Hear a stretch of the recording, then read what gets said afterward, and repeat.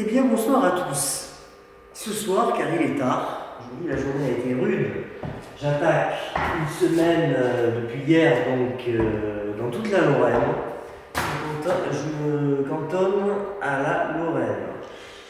Il y a déjà beaucoup de centres à faire dans l'Est. Et je suis à Gondange en cette fin de journée. J'ai commencé dans la Meuse pour achever donc la Meuse avec Commercy, suivi de Bar-le-Duc, où j'ai retrouvé des MT25 en état, plus ou moins correct, bon, voilà. Et je termine la journée pas loin de Metz où je suis à l'hôtel. Je suis à Gondange, qui on va dire la banlieue nord de Metz, si je m'amuse. Et je suis aussi retombé, par chance, sur l'autocommutateur MT25 à Gondange 2, qui a été mis en service en mai 84 et arrêté en février 2010, tandis qu'en fait, lui-même, à Gondange 2, succédait à Gondange 1, qui était un CP400 de type Poissy, donc électromécanique, mis en service pendant le grand boom du téléphone, pendant le Delta LP, en 77, et qui fut arrêté en décembre 86. Donc voilà, il y a eu un léger recouvrement de 2 années, quand même tout de même, 2 ans et demi. 2 machines ont fonctionné ensemble, et depuis 2010, la machine est à l'arrêt. Je devrais même dire, elle est aux arrêts. Voilà. Et donc, pourquoi je fais cette vidéo ce soir? Parce que bon, j'ai déjà fait le film normal d'ambulation. Parce que celle-ci est exceptionnelle. Voilà. C'est pour ça d'ailleurs, que je me déplace, que je parcours la France. C'est en partie pour ça, pas que pour ça, et pour retrouver des installations exceptionnelles parce qu'elles ont échappé aux outrages du temps, on va dire, ou à certains outrages du temps, certaines notes de service, certains ordres, c'est un petit peu inutile d'ailleurs, on ne peut pas dire inepte, je n'irai pas jusque-là. Et je vais de suite vous montrer pourquoi. Vous allez comprendre.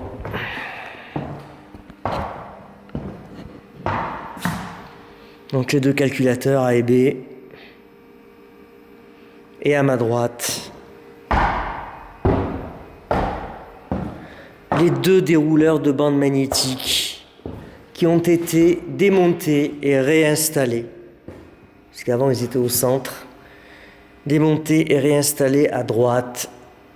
C'est-à-dire la même chose qui s'est passée en Franche-Comté. Et ça, honnêtement, je ne m'y attendais pas du tout. Voilà. Je suis resté vraiment...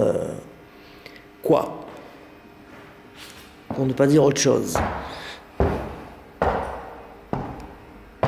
Bon, ensuite, l'autocommutateur quand même d'assez belle taille, parce que, par exemple, celui de Commercy était nettement plus petit. Celui de Bar-le-Duc était au moins aussi gros, peut-être même plus gros. Mais malheureusement, bon... déjà dans une salle beaucoup trop étroite, donc très très difficile à photographier, à filmer.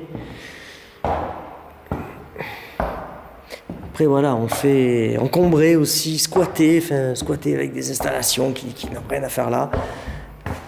Donc voilà, c'est ça, c'est que des fois, voilà, on a moins de place et c'est pas terrible. Alors ici, c'est vraiment un centre téléphonique en béton cellulaire préfabriqué, qui avait vraiment été fait pendant le grand boom, on va dire, du téléphone, où il fallait construire du prêt-à-porter, quoi. Hein. C'est vraiment le truc très, comment dirais-je,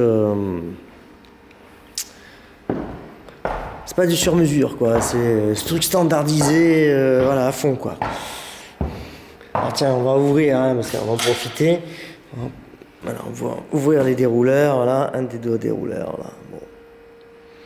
Avec la bobine réceptrice, donc qui n'attend plus qu'à redémarrer, mais nous le savons. Dérouleur Kennedy, ils ne redémarreront plus jamais.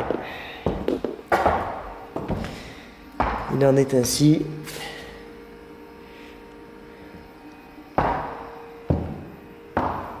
Donc ici, nous avons les organes nobles, comme d'habitude.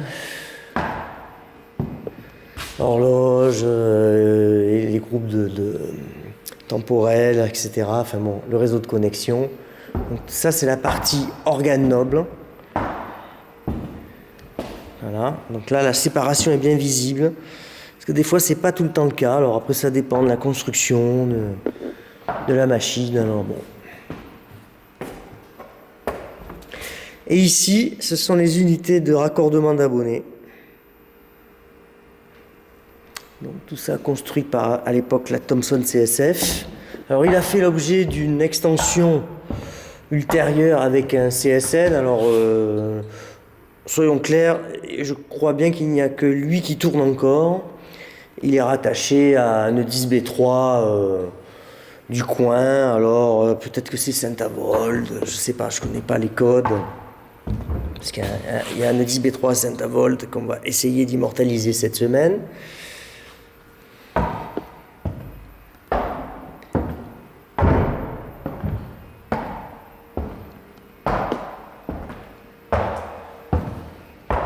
Après voilà, c'est un MT25 comme les autres, hein, pas plus de...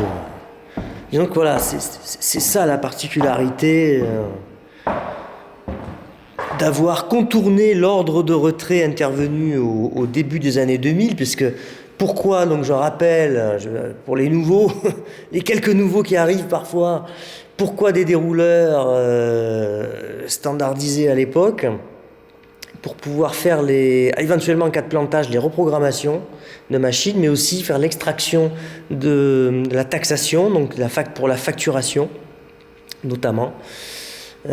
Donc, parce que ces magnétophones, ces lecteurs de bande, ces dérouleurs, si vous voulez, on peut entrer des informations dans la machine comme on peut les sortir. Hein, bon. Et après, donc, alors, je crois que c'était tous les mois ou tous les 2 mois, on sortait les bandes. Il y avait quelqu'un qui était sous sa responsabilité. Il devait récupérer les bandes, les amener à un certain endroit, donc dans les centres de facturation, de recouvrement. Et après, elles étaient lues, etc. Au départ, c'était comme ça. Après, on a remplacé par des liaisons spécialisées, des liaisons permanentes qui allaient en salle des transmissions. Voilà. Et qui transmettait, voilà. Et donc à partir du début des années 2000, tout début vers 2000, 2001, 2002, on a eu ces ordres de retrait et normalement tout a dû être démonté, sauf, on ne sait pas pourquoi. Alors la Franche-Comté avait conservé ses dérouleurs, on ne sait pas pourquoi, en les réinstallant comme ça à droite ou à gauche, et visiblement, alors dans la Meuse, c'était pas le cas. Dans la Moselle, c'est le premier MT25 que je découvre, vu que les 2 ou 3 à Metz qui ont existé ont disparu. Hein. Donc il y en avait un à Arsenal, j'oublie son nom, bon, il y a un autre, c'est un port des Allemands. Mais les 2 ont été emportés dans le tourbillon de l'histoire. Peut-être y en a-t-il eu un à Sablon, mais je ne sais pas. Il y a eu du MT20 à Sablon, mais là, ça me revient pas. Hein, la vérité, on ne peut pas se souvenir de tout, avec toutes ces machines qu'il y a eu. C'est à un moment donné, on ne peut pas tout retenir. Hein. Heureusement, on a des listes.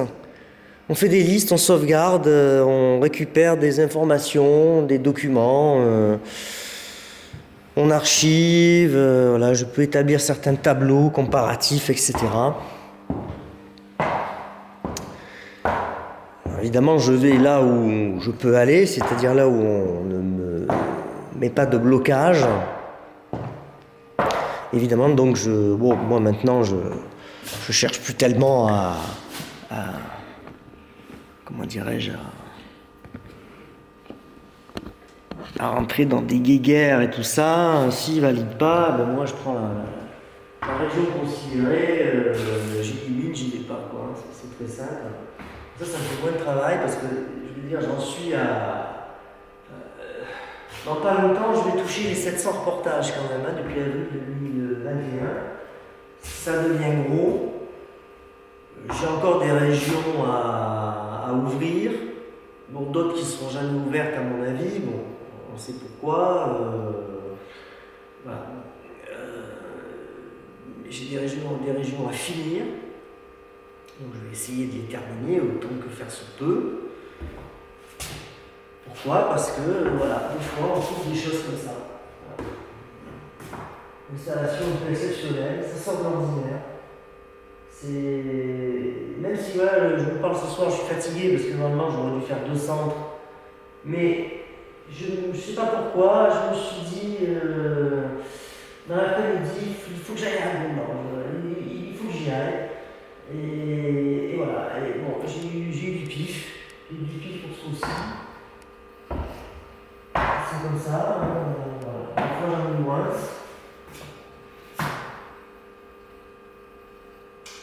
Écoutez, la vidéo se termine, je vous dis à une prochaine fois. Donc demain je vais continuer, alors où je vais en Meurthe-et-Moselle, où je continue en Moselle, je ne sais pas encore. Je me tâte. Voilà. De toute manière, à mon avis, pour expédier la Lorraine dans ses grandes largeurs, sans oublier de centres importants et significatifs, il me faudra sur l'année 2025 3 semaines. Je pense que 3 semaines pleines, je crois que c'est ce qu'il faut par rapport au nombre de centres, au temps de visite, etc. Voilà. Je pense que j'en ai pour 3 semaines. Alors, je ne les prends pas à filer, hein, j'interromps, hein, je fais autre chose, je reviens. Voilà. C'est un peu comme ça que je répartis. J'ai des choses à faire dans le Loiret. Donc je suis en train de m'occuper du Loiret aussi et de la région centre. Là-bas, ça a l'air de bien se passer, donc j'en profite. Moi maintenant, je vous dis, dès qu'il y a des gens qui commencent à jouer, je sais pas, à minauder, à intriguer, je m'en fous si vous voulez. Bon, moi personnellement, j'en ai déjà fait beaucoup. Je sais ce que j'ai déjà fait, je sais ce qu'il reste à faire, ce que je pourrais faire, ce que je pourrais pas faire, je vois à peu près. Bon, je suis arrivé aux archives, je suis passé inspecteur. Bon, après, l'an dernier, je suis passé inspecteur central. Bon, j'ai été médaillé 2 fois, bronze, argent. Bon, je ne tiens pas tellement à avoir la médaille d'or parce qu'en général, c'est ceux qui meurent en accident de service, de fonction, qui ont la médaille d'or, donc j'y tiens pas forcément. Bon, donc si vous voulez, bon, j'ai à peu près tout eu ce que je pouvais avoir à ce poste. Alors, finalement, voilà, c'est pas que je sois démotivé, attention, pas du tout ça, hein. Mais disons que bon, moi j'ai eu ce que j'avais à avoir. Après, si j'ai des obstacles, je vais pas ressortir la Kalachnikov et tout ça, quoi. J'ai passé l'âge, voilà. Hein. Il y en a déjà à mon âge, ils pensent déjà à la retraite, à la pré-retraite et tout ça, bon, ce qui n'est pas du tout le cas. Mais, parce que moi je sais qu'il faut que j'aille jusqu'à 67 ans, mais voilà, bon, disons que je m'adapte, je fais tout ce que je peux faire, et je suis vraiment content de terminer la journée sur Albon d'Ange 2. Voilà, moi ça a vraiment contenté ma journée. Hier aussi j'étais à Verdun, il y avait un très beau MT25, bon, il n'y avait pas de dérouleur, hein. Très beau MT25, le central très bien nettoyé, bien tenu. Donc ça fait plaisir à voir, même si c'est à l'arrêt, tout est à l'arrêt, c'est pas grave. On va continuer, on va tâcher de continuer. Et moi j'ai habité Nancy, j'ai habité Nancy de 80 à 85, j'étais content, je suis passé dans la Meuse, pas très loin de d'où est mort un de mes arrière-grands-pères en 1915. Voilà, sur le hauteur de Verdun, il est mort, il est venu crever pour rien, voilà, pour pas grand chose, entre parenthèses. C'est le sentiment que j'en ai à l'âge que j'ai maintenant.